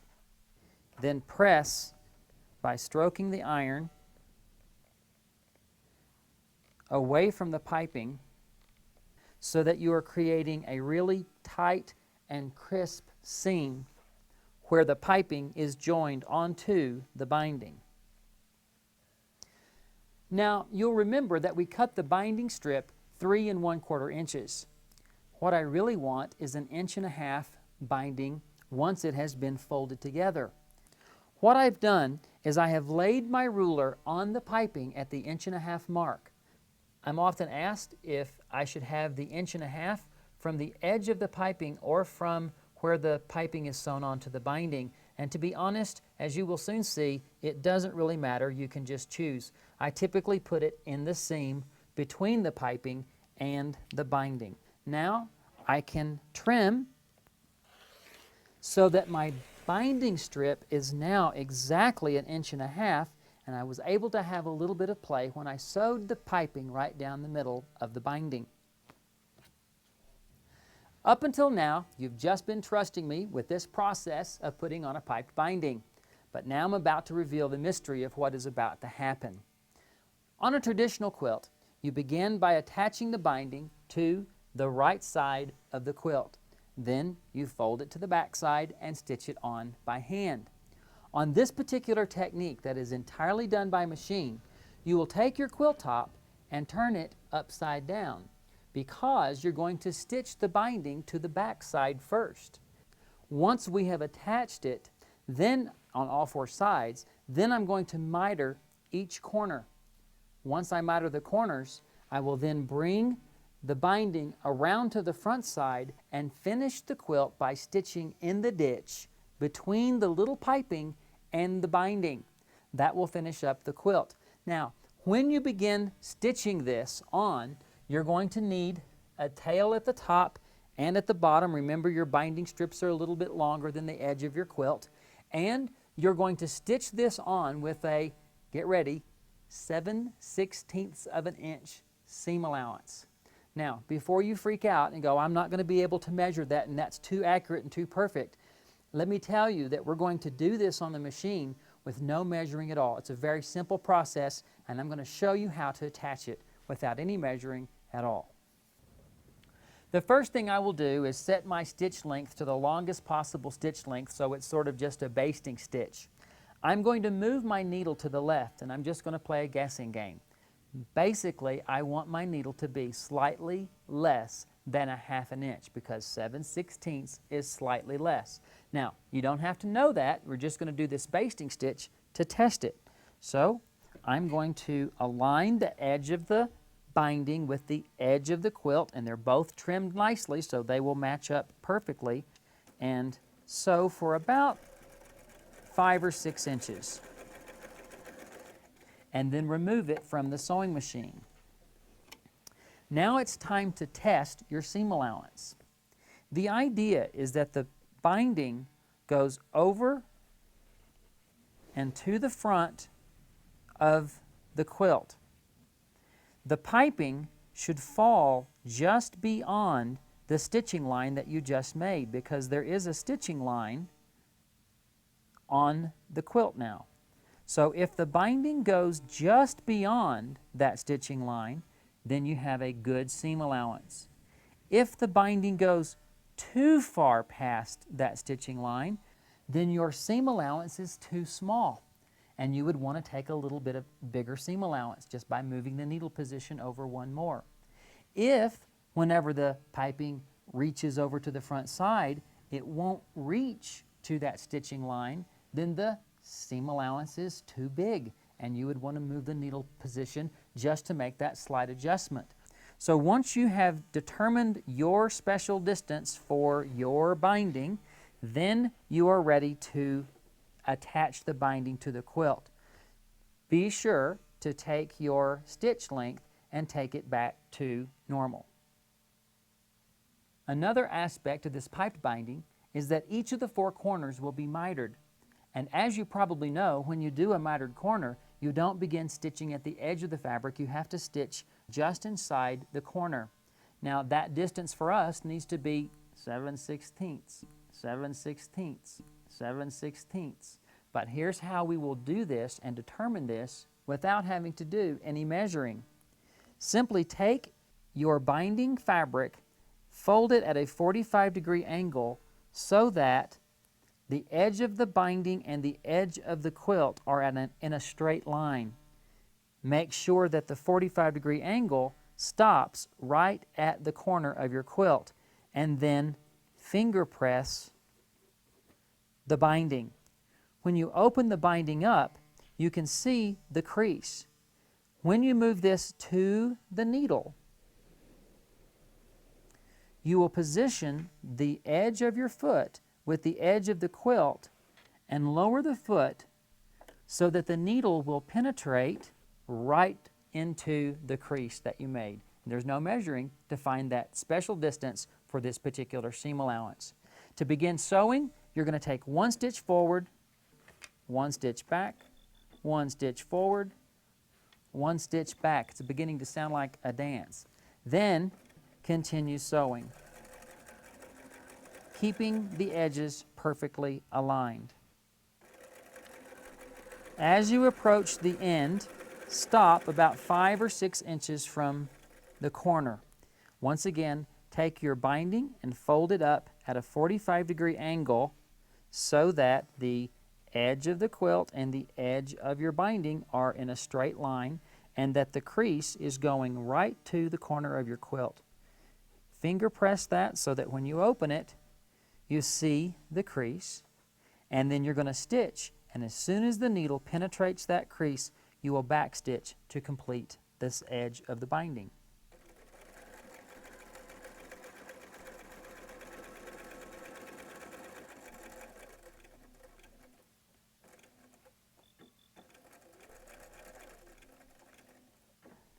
To attach the next binding, just position the next binding strip on, fold it up again at a 45-degree angle, and this time it should touch the previous binding.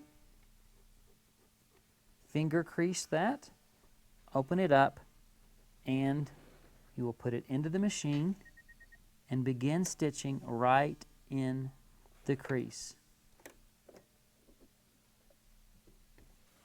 One stitch forward, one stitch back, one stitch forward, one stitch back, and then continue.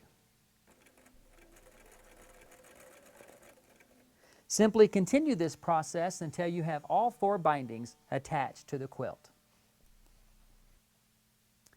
One thing to check for when you're putting your mitered corners on is just to make sure that the stitching that ends and the stitching that begins don't cross each other and that there's not really a gap, that they really touch each other and come right into the same spot. That will make for a good miter. Now, once you have all 4 sides on, you're going to now begin the miter process for each of those corners. In order to do this, you're going to take the quilt and turn it so that the quilt top is facing you. Use this as a really good example of what it should look like. The vertical binding is just laying flat on the back side of the quilt. The horizontal binding, the one that's coming right across in front of you, will be coming down, folding out from underneath the quilt with the piping closest to you. You'll notice that the tail wants to fold, and it should, so much so that you will use the iron and press, making a crease. And yes, I was about to burn my hand with the iron. Now, take your binding and fold it over to the front side so that it just exceeds the stitching line that attached it. You'll notice that the tail wants to fold over, and it should, so that the piping just falls beyond the previous pressed crease. Now, press, giving yourself a second crease, and it's the second crease that is the most critical crease. This was the first one, and this one very near the piping is the second one. Align the tails of the binding so that the edges are perfectly aligned, and then reach in with your other hand and just push up the quilt top so that you can pinch that corner coming up, beginning to come up at a 45-degree angle. Pick up the quilt so that it's going up at a 45-degree angle, and both bindings are horizontal in front of you on top of each other. At this point, you're going to need either a regular ruler, which has a 45-degree angle on it, or I like to use this little miter tool. It works great with either one. This is just smaller and it's a little more handy for me. Put the tool on the binding so that the point of the binding is right on the crease that you just made, and the edge of the miter tool is right on the stitched line. Now you have a 90-degree angle, but it's coming off the quilt at a 45-degree angle. Using a marker, I'm going to use a Sharpie marker now just because it will be very distinct for you to see. I wouldn't necessarily do that for real. Trying not to mark too heavy so it doesn't bleed too far through. And you can see that this is now going to be my stitching line. Once I have marked the corner, I securely pick up the quilt, take it to the sewing machine, and I will begin stitching on that stitched line. I'm going to put my needle back into the center position. I'm going to bring the needle down right at the start of that stitching, and again I'm going to take one stitch forward, one stitch back, one stitch forward, one stitch back to secure it, and then stitch right on the drawn line. When I get to the crease, I like to take one blunt stitch right at the point. It sort of makes the point a little bit sharper.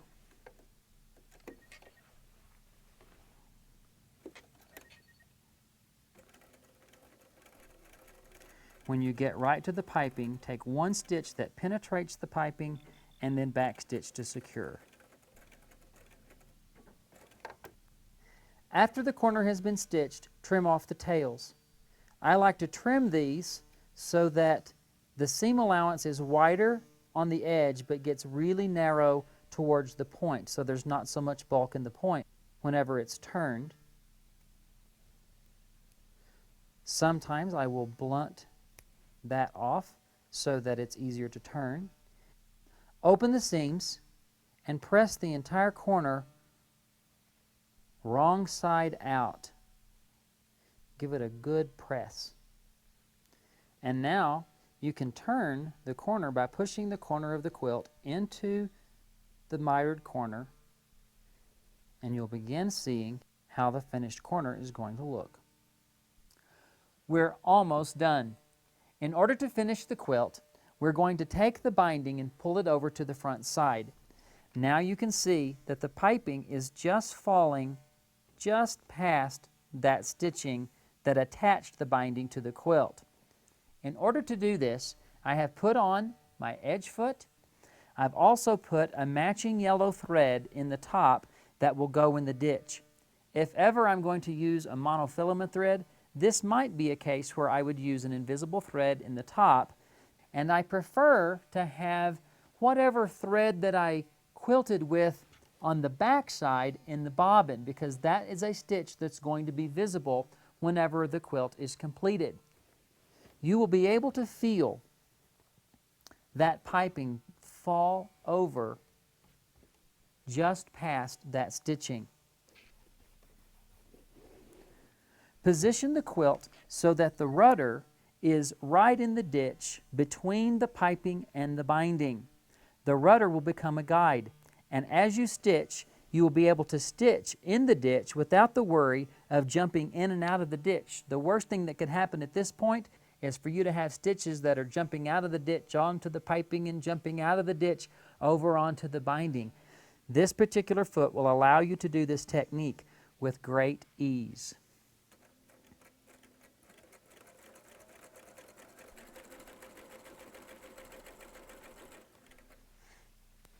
As you become familiar with this process, you will understand what it feels like to press this and what it feels like when that piping rolls over the bulk of the binding.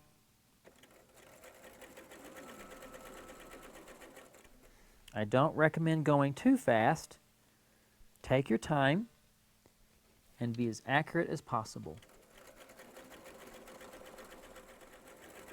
And so now you'll just continue quilting in the ditch all the way around the quilt until it is finished.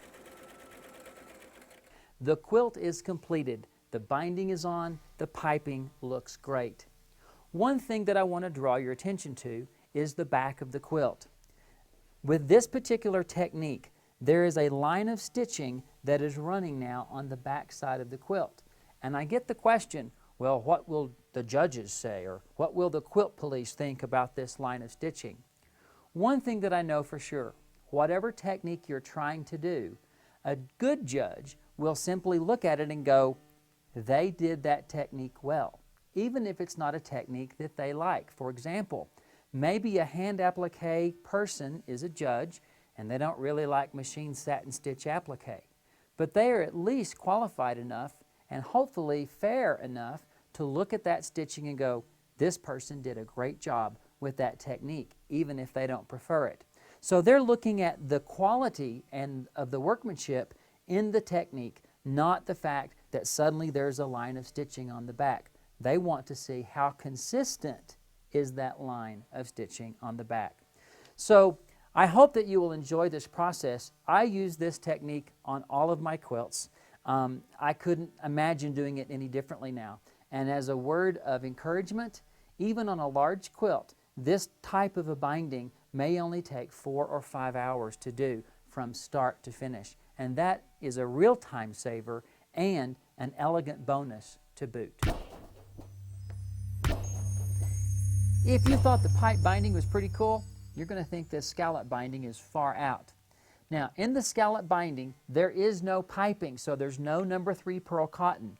You will still begin using a 1-inch wide strip. The difference is that this strip is now cut on the bias, which means you'll probably have to piece it together at a 45-degree angle in sections and press the seams open. I also strongly recommend that you use a lightweight cotton fabric. A stiff fabric will not work for this technique. It needs to be fairly flimsy and lightweight in order to work. Your binding fabric, again, is cut straight of grain, 3 1/4 inches wide. This time I pressed it in half so that I could see the crease in the middle. Now, to set the sewing machine up, you need to use your regular foot. You need to select the blind hem stitch, which goes stitch, stitch, stitch, stitch, zigzag. You'll want to then set it on mirror image or reverse image, so it goes stitch, stitch, stitch, stitch, zig and zag. So it zigzags to the right as you stitch. You will also want to set your length and width to your own personal preference for this technique. The next thing that you will do is set the tension on your machine as tight as it will go. Why? Because when you stitch, the straight stitches will go on the strip. The zig and the zag, when it zigs, it should jump off the fabric into the air, and when it zags with the tight tension, it will pull the scallop into the fold of this strip. It's a wonderful technique, and I think that you will find it wonderful in your quilt as well.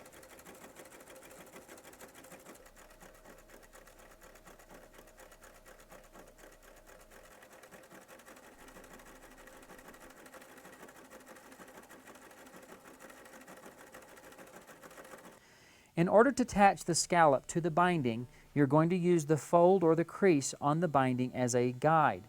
You already have a line of straight stitching on your scallop, and you want your stitching to be just 1 stitch to the right of that stitching, so you can just eyeball that and guide it.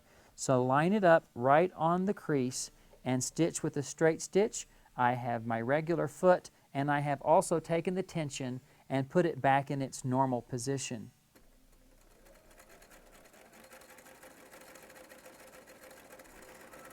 And the fact that this binding strip is slightly wider than it needs to be gives you a little margin for error if you don't stitch directly down the center of the binding.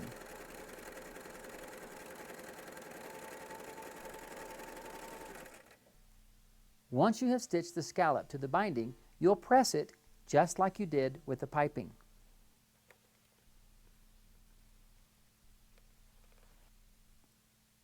The scallop binding is now ready to be trimmed to 1.5 inches. Then it will be attached to the quilt in the same manner that you attached your piped binding. Fold it over to the front and then stitch in the ditch between the scallop and the piping to get a wonderful, elegant scalloped binding look.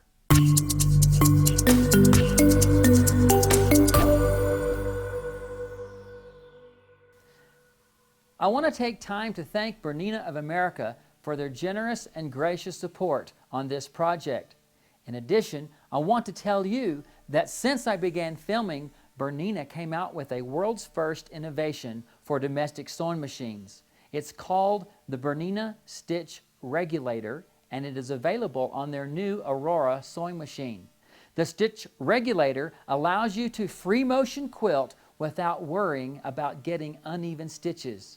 I recommend that if you're interested in checking this out, that you stop by your local Bernina dealer and give it a try. I don't think that I can convince you that it's spring once again in beautiful southern Colorado. So let me just close by saying, I hope that the techniques that you've seen in this video have been inspirational and challenging, and yet you feel more confident about your machine quilting. I would love to see the kind of things that you can do by putting these techniques into practice. So until next time, this is Ricky Timms saying farewell and happy quilting.